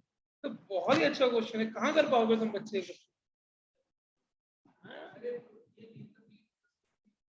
10% करने पर वो वाले करोगे ना जो नहीं आते, ये तो कर सकते हो। Loss on issue of debenture को माइनस करेंगे। देखो जब हम करते हैं तो हम दो अकाउंट खोलते हैं, loss on issue of debenture और इधर खोलते हैं premium on redemption of debenture. Premium on redemption of debenture will be paid at the time of redemption. आज तो इश्यू कर रहे हो, तो इश्यू के टाइम पे जो लॉस होता है वो या तो एसपीआर से निकालते हो। क्या तुम्हारे पास एसपीआर आया था? आया था जब शेयर इश्यू करे थे मुस्कान, वहां से निकालोगे पहले, उसके बाद जो बचेगा उसको स्टेटमेंट ऑफ पेरेंट्स निकालोगे। बहुत ही, देखो कितना दिमाग लग गया क्वेश्चन में। मैंने भी नहीं सोचा था ऐसा क्वेश्चन आएगा। हाँ ऐड करना है, पर देखो ना loss on issue of debenture पहले देखो कितना आया, और दोनों तरह का डिस्काउंट है मुस्कान। ये तो करना पड़ेगा, क्वेश्चन करना पड़ेगा, ऐसे तो हाथ से निकल जाएगा। देखो on 1 June it issued 10 lakh shares of 100 rupees each at a premium, तो इसमें 1 लाख रुपए प्रीमियम में मान के चल रहा हूं, ये क्लियर। दूसरा, आपने ये जो डिबेंचर इशू करे इसकी एंट्री बना लो, 60,000 रुपए ये डिस्काउंट हो गया, ये बात क्लियर। और वो कहते हैं कि this debenture were redeem at a premium of 5%, तो 60,000 रुपए रिडीम्शन पे पे करोगे, तो टोटल नुकसान कितना हो गया? 120।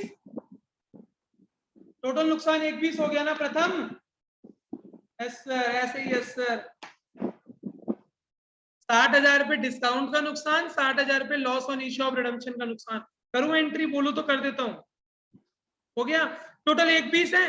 अब 120 को मुझे राइट ऑफ करना है डिस्काउंट लॉस को, तो सबसे पहले मैं यूज करता हूं एसपीआर को, तो एसपीआर में 1 लाख पड़ा है, बाकी 20,000 रुपए के लिए कहां जाऊंगा? Statement of PNL. तो ये 20,000 रुपए मेरा स्टेटमेंट ऑफ पीएनएल से राइट ऑफ हुआ होगा, तो जब मैं ऑपरेटिंग कर रहा हूँ तो ये 20,000 रुपए मुझे एड बैक करने पड़ेंगे लॉस ऑफ, क्योंकि सारा राइट ऑफ नहीं होगा, सिर्फ 20,000 राइट ऑफ। आगे, it earn a profit of 4,20,000, कहता है नेट कैश एंड इक्विपमेंट। नहीं करोगे, नहीं करोगे, क्योंकि एनपीबीटी दे रखा है ना ऑलरेडी, माइनस है। तो 4 लाख रुपए मेरा ऑपरेटिंग एक्टिविटीज से आ गया, 7,30,000 रुपए आउटफ्लो आ गया। सर ये रिजर्व तो हमने यूज कर लिया ना, तो 1 लाख क्यों दिखाएंगे फाइनेंसिंग? क्या चीज? जो रिजर्व आया था एसपीआर, वो तो हमने राइट ऑफ करने के लिए यूज कर लिया, तो माइनस नहीं करेंगे? ना ना ना बच्चे, पैसा नहीं गया मेरा, वो तो खर्चा राइट ऑफ हुआ है। पैसा ये नहीं कहोगे तुम पैसा यूज कर लिया, ठीक है, क्योंकि देखो पैसा तो आज गया ही नहीं ना, ये 60,000 रुपए तुमने पैसा नहीं यूज करा, तुम्हें उस खर्चे को स्टेटमेंट ऑफ पीरियड में दिखाना था, तुमने इस साल का खर्चे की जगह उसको रिजर्व से यूज कर लिया, एक्चुअली पैसा नहीं गया तुम्हारा। सर और premium on redemption of debenture भी तो दिखाएंगे माइनस करके? Premium on redemption of debenture नहीं, उसको भी नहीं दिखाएंगे। फाइनेंसिंग में नहीं दिखाएंगे? हाँ, premium on redemption of debenture तुम्हारे लिए लाइबिलिटी बन जाएगी, पर इनफ्लो आउटफ्लो नहीं हुआ ना। मैं बिल्कुल ठीक कर रहा हूँ, पहले पूरा करने दो। 22,40,000 एक बार करना, देखना देखना देखना मेरा आंसर मिल रहा है क्या? अच्छा क्वेश्चन है, एक बार देख लो। हार्दिक देखो एक बार मेरा मिल रहा है आंसर, ऑप्शन ही नहीं मिल रहा, नहीं मिल रहा है ऐसी। 26,80 में से 7,30 गए, 50 19,50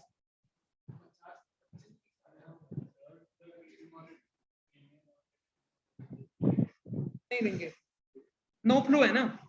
you will pay the premium on redemption but you are not paying right now. भाई लाइबिलिटी बन जाएगी पर वो नहीं आएगा। हाँ 25 ये आउटफ्लो है, 22 और 4, अच्छा हाँ 22 और 4 26 2680 में से 730 गए, 1950 तो आ रहा है। एक बार दोबारा क्वेश्चन पढ़ते हैं, पूरा पढ़ेंगे। 7,50,000 की ये खरीदी, 40,000 रुपए ट्रांसपोर्टेशन, कस्टम और इंस्टॉलेशन के खर्चे करे इसमें। तो टोटल जो तुमने मशीन खरीदी वो 7,90,000 की खरीदी, वो मैंने लिख दी। पुरानी मशीन बेची 60,000 रुपए की, तो 60,000 रुपए तुमने यहाँ लिख दिए। सैलरी को छोड़ दो। अरे हाँ, इंटरेस्ट ऑन डिवेंचर तो भूल ही गए। आउटफ्लो इंटरेस्ट ऑन डिवेंचर 20,000 ही आ रहा होगा, एक बार देखना। इंटरेस्ट ऑन डिवेंचर 9%, 12 लाख रुपए का 9%, 9% इंटू, हाँ 1 जून जुलाई अगस्त सितंबर अक्टूबर नवंबर दिसंबर जनवरी फरवरी मार्च, 9 महीने। 12 से 12 गया, ये तो और गया। 10 नहीं होना चाहिए? हाँ जी, 10 महीने नहीं होना चाहिए? अप्रैल और मई तो गया। 10 महीने। मैं यहाँ पहुंच गया था 10वें तक, मैं 9 हो गया। चलो 12 से 12 गया, 90। 2 0 से 0 गए, 9000 कितना, 9,000 90,000, एक 10 90,000 90,000 एक माइनस का और आ गया। तो इसमें से अगर मैं 90,000 और माइनस करता हूँ तो 18,40,000, 18,60, अभी भी दूर है। और देखते हैं क्या दिक्कत है। नहीं यार, प्रीमियम आएगा ही नहीं, वो तो है ही गलत। पढ़ लेते हैं फिर भी। It issued 10,000 8% debenture of 100 each at a premium of ये, तो 11 लाख रुपए यहाँ आ गया। 12,000 9% debenture of 100 rupees each at discount, और ये तो 10% टोटल, एक 20 में से एक वहां से राइट ऑफ कर लिया, 20 वहां पे ऐड कर दिया। यहाँ तक बिल्कुल ठीक है, नहीं लेंगे। सर एक चीज कह रही, बोलो। ये 90,000 का तो इफेक्ट होगा ही नहीं, क्योंकि ऑपरेटिंग में भी तो ऐड होगा ये non cash non operating item. बिल्कुल 90,000 इधर भी तो होगा। ये तो बिल्कुल ठीक कहा इस बच्चे ने, वही आ गया हमारा, दोबारा से इधर ही पहुंच गए। 1950 बुक में दे रखा, 1930।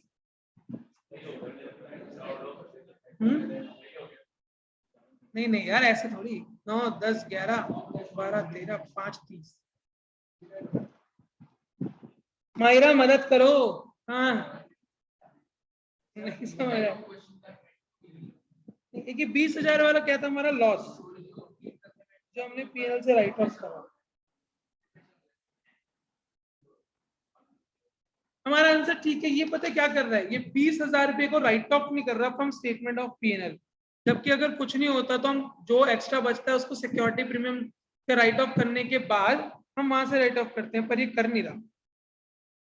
ठीक है, हमारा 20, इसने 9 19 थी, इसी कारण से दिया इसने, ये 20,000 वाली अमाउंट छोड़, कभी कभार क्या बहुत बार गलती है। 1950, फिर भी एक बार ये वाला क्वेश्चन कर लो, निशान लगा लेना। ठीक है, एक बार ये क्वेश्चन करके देखना, अगर कोई मेरी पॉइंट ऑफ में गलती होगी तो मुझे बताना, अगली क्लास में रेक्टिफाई कर लेंगे। अच्छा क्वेश्चन था 55। अब बताओ, केस स्टडी करें? हाँ जी, केस स्टडी कर लें, कौन सी कहोगे वो कर लेते हैं। केस स्टडी कर, कौन सी है, देखो बड़ी बड़ी केस स्टडी वाली कर लेते हैं।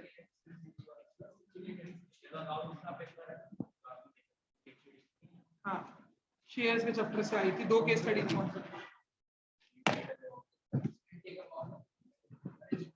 चलो कर लो 63 कर लो, 63 कर लो, 63 X Limited purchase a furniture of 20 lakh रुपए, paying 60% by issue of equity share of 10 each and the balance by check. The transaction will result in 20,000 का फर्नीचर खरीदा, जिसमें 60% तो इक्विटी शेयर दे दिए, तो 60% जो इशू करा that is a no flow of cash, बाकी बचा 40% यानी 8 लाख रुपए, वो आपने चेक से खरीद दिया तो इन्वेस्टिंग एक्टिविटीज में बन गया 8 लाख रुपए। फोर्थ ऑप्शन क्लियर है ना? फिर 65 भी देख, 64 भी देख लो।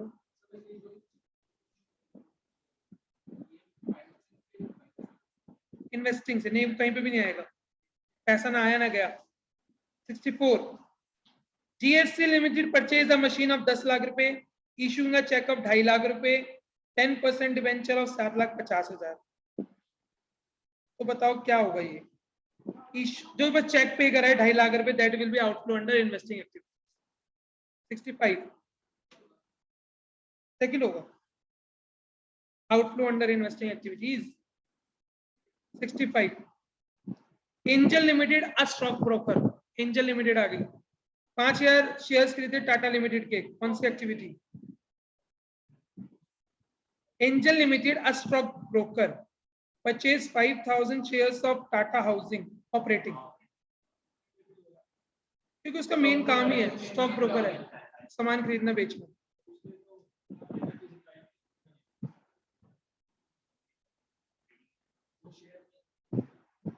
नहीं बात ठीक कह रहा है यार, इन्वेस्टिंग होगा, नहीं मेरे हिसाब से इन्वेस्टिंग होगा, फिर इसकी बात में दम है, उसने अपने लिए खरीदा है, अपने लिए इन्वेस्ट करा है, इन्वेस्टिंग एक्टिविटीज।